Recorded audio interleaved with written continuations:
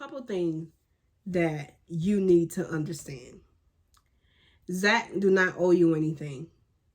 He do not owe you anything. So stop acting like he do, because he don't. Andy is not wrong for being friends with Fatima. She's not. She's not wrong at all. What's up, y'all? Welcome back to my YouTube channel, Essence of Lex. Thank you for joining me again on my bloom journey. If you clicked on this video, you're interested in my letter to Karen. At the end of my last video, I said that I had a letter for Karen. So I'm gonna read this letter to Karen. Now, I did not physically write this letter out. I did not do that. But all in all, I'm gonna go straight from the dome with this letter to Karen. Since she said that her writing the letters helped her, which the verdict is still out on that. But we're going to write this letter. You know, maybe she likes letters. And maybe that's what's going to make her understand some things. So we're going to get into that letter to Karen. But first, I want to talk about Karen in episode 14. I'm still on episode 14. Karen at Zach and Fatima house. You know, she said that it's effed up that they are happy. When she was flaunting Aaron in Zach's face, was it effed up then? When she degraded Zach in front of Aaron, was it effed up then? You decided that you and Zach was over. You decided to move on from Zach. You decided that. So now that Zach has actually moved on, it's effed up. No. You made your decision. He tried to fight that decision. And once he realized that it truly was over, he respected your decision. You made your decision, so it's not effed up that he has found happiness somewhere else. That's not effed up.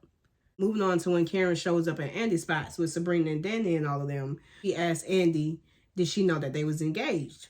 Andy said yes, and Karen acted like she was disappointed and like it was a betrayal that she knew and didn't tell her. For one, Andy only knew, about a couple of hours before Karen found out?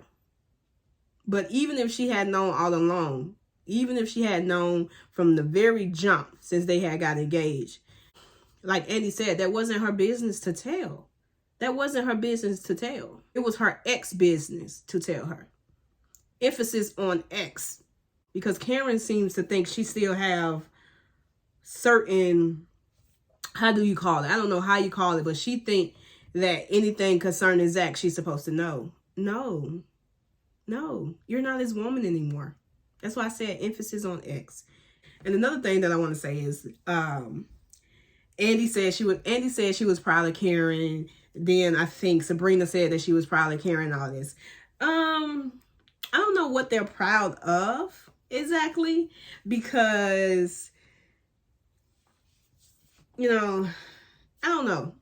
Even though the scene did not play out how I thought it was going to play out, even though the episode previews and synopsis exaggerated the whole thing, I still think that Karen had a little temper tantrum. What she did at Zach and Fatima's place, I think still was a temper tantrum. She still had a temper tantrum. So I don't know what it is to be proud of. I don't know why would they be proud of that. She still had a temper tantrum. It's a process. And like I said, Karen is going through a breakup and all that. I get that. And she's pregnant. I get all of that. But at the end of the day, these are decisions that she made. And like I said, she has to take accountability for her decisions and her actions. So there was nothing else in episode 14 really worth talking about.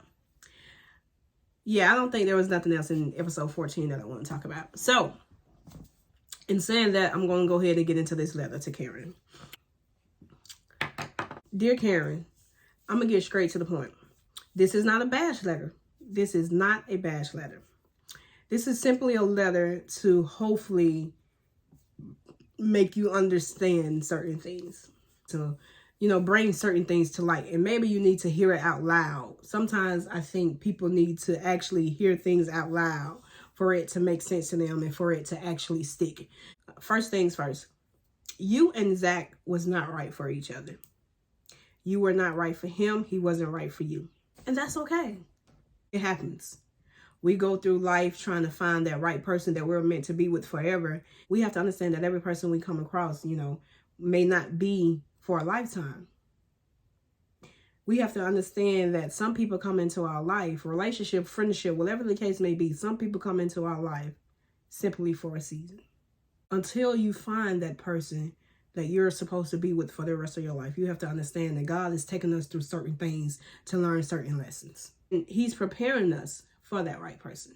So you have to learn the lessons along the way. Let's change the narrative here for a second. You know, depending on who tells the narrative can be different. Let's change your perspective about your relationship with Zach. Instead of you thinking that you wasted 3 years of your life, what can you learn from this situation? What can you take from this situation? What is it that, you know, you did wrong that you can do better in your next relationship? Accountability. What part do you think you played in the demise of your relationship with Zach? What did you do to Zach? What did you do? What were your wrongdoings in the relationship with Zach? It's not all on Zach. And I think that's where a lot of people are frustrated, is because you are not innocent. You are not perfect. You made mistakes as well. You did things as well. You repeatedly tore that man down. You knew his background. You knew his trauma. You knew his triggers. You knew everything around him involving his mom. You knew that.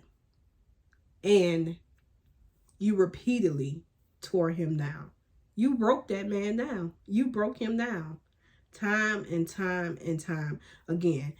That brings me back to what I said earlier. You weren't right for each other. Would it have been nice to realize that a little bit sooner than 3 years? Yes, it would have been.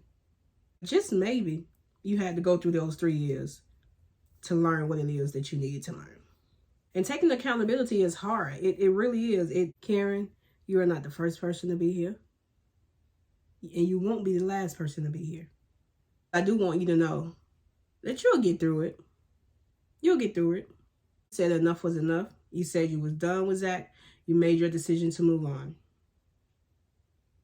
Stand by it. And at the end of the day, like you said, you are human. You're not perfect. We get that. So we're going to give you some grace. We're giving you grace because sometimes grace is needed. I don't know if it's a time limit on grace. I don't know, exactly the limit on grace. But I want to say this. Zach do not owe you anything. He don't owe you anything. Stop acting like he do. A couple things that you need to understand. Zach do not owe you anything. He do not owe you anything. So stop acting like he do, because he don't. Andy is not wrong for being friends with Fatima. She's not. She's not wrong at all. In reality, she was working on building a friendship with Fatima before she even knew that Zach and Fatima was even dating. She's not wrong for being her friend. Andy being friends with Fatima do not equate to her being disloyal to you. It doesn't. But as you said, you are human and we are giving you grace. But, I think grace have an expiration date depending on the person. So that was my Dear Karen letter, y'all. Just straight to the point. It wasn't a bashing letter. Some hard truths in there for her. And, Karen is not going to see this letter. Karen is not real. Carrington is a character. But just in case there is someone out there going through something similar that Karen is going through, or whatever the case may be, I think what Tyler Perry is trying to get across to his audience, one of the many things that he's trying to get across to his audience is give people grace. Give people grace. I think that's what he's trying to really, I think that's the message he's really trying to display here.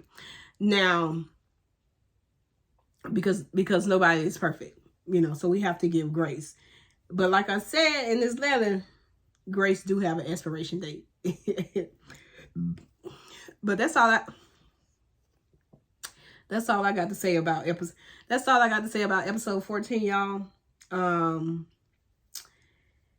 But y'all let me know y'all thoughts on episode 14. Leave some comments down below. And if you're not subscribed, make sure you hit that subscribe button, because I am dropping videos weekly. I'm trying to get back on a consistent schedule, and I am going to introduce some things other than Sistas to my channel. So I'll see y'all. So y'all make sure, hit that subscribe button so you don't miss out. I'll see y'all in my next video. Until the next episode, That's my antics for this episode, y'all. I'll see y'all in my review for episode 15.